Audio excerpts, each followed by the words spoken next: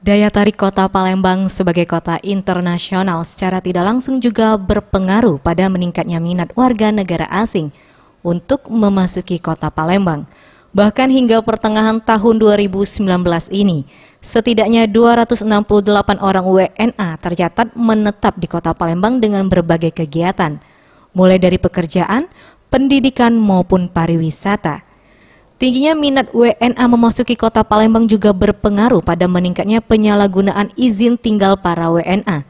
Bahkan hingga pertengahan tahun 2019 ini, setidaknya 24 WNA sudah dideportasi ke pihak imigrasi kelas 1 kota Palembang, atau meningkat jika dibandingkan dengan tahun 2018 yang hanya mencapai 8 WNA yang dideportasi.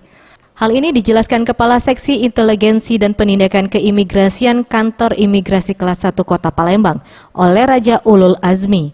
Selain dideportasi ke negara asalnya, para WNA yang menyalahgunakan izin tinggal juga akan ditindak tegas oleh pihak imigrasi dengan cara dilarang untuk memasuki kawasan negara Indonesia.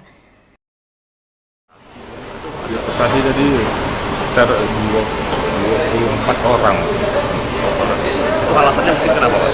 Ya, ada penyalahgunaan izin tinggal, ada dideportasi kemudian ditangkal jadi tidak bisa masuk lagi di blacklist. Di blacklist di Indonesia.